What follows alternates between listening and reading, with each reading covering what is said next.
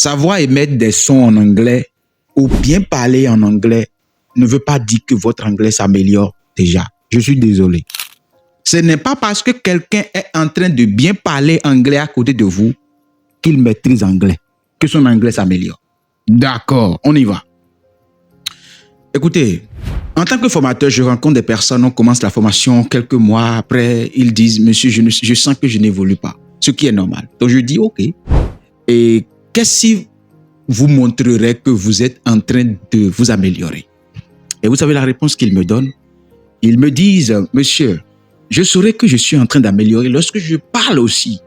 Les gens autour de moi disent, est-ce que la formation que tu fais là, ça marche vraiment? Je ne parle pas encore. Mais je suis désolé. L'unité de mesure d'amélioration de votre anglais, ce n'est pas dans le parler. Biologiquement parlant, quand quelqu'un est malvoyant ou non-entendant, est-ce que ces personnes peuvent vraiment parler? La réponse est non, un non retentissant, n'est-ce pas? Alors, si c'est le cas, on est d'accord que c'est l'écoute qui a donné naissance au parler et que l'écrit est né de la lecture, n'est-ce pas? Parce que personne ne peut dire ce qu'il n'a jamais entendu et que personne ne peut jamais reproduire ce qu'il n'a jamais vu. C'est des choses basiques, naturelles. On ne change pas ces principes, c'est bon? Alors, si vous êtes d'accord que le parler et l'écrit sont les enfants de ces deux-là, est-ce qu'un enfant peut donner naissance à lui-même sans sa maman?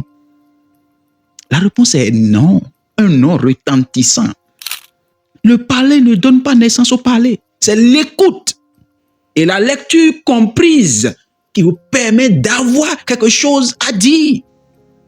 Ces choses vous permettent de faire de dépôt parce que vous ne pouvez pas donner ce que vous n'avez pas. Vous ne pouvez pas donner ce que vous n'avez pas, c'est jamais. S'il n'y a rien dedans, rien ne va sortir. Non, je sais, d'accord, ok. Monsieur Kekere, tu as sorti ça là, d'où encore? D'accord, je ne suis pas anglais. Mais allons voir le professeur Stephen Krashen, un linguiste émérite de l'histoire. Qu'est-ce qu'il dit? Lisez.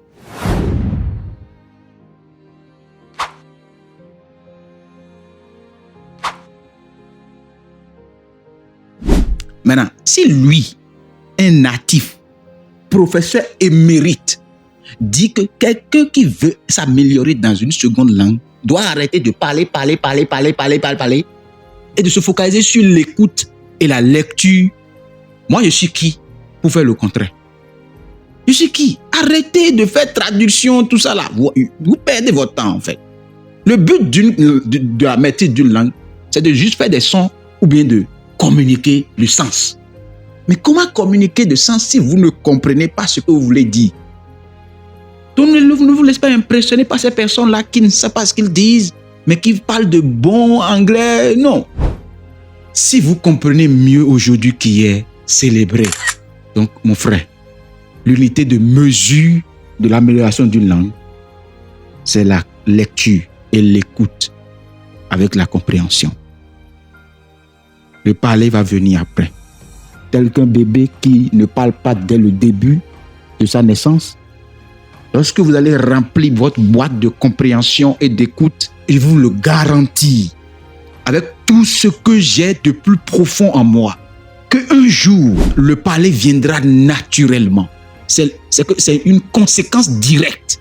Donc le début va paraître un peu que rien ne se passe. C'est normal. Ça ne veut pas dire que votre coach ne travaille pas. Sinon, les gens vont vous vendre du rêve et vous faire répéter les audios d'autrui et vous allez être des boîtes à résonance d'autrui ou des perroquets. Moi, je ne vous vois pas comme un perroquet.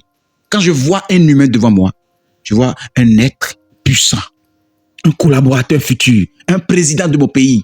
On ne peut pas perdre de temps à un président en l'amenant à être un perroquet linguistique. Ça me frustre de voir les gens qui parlent bon anglais, mais n'ont aucune pensée critique.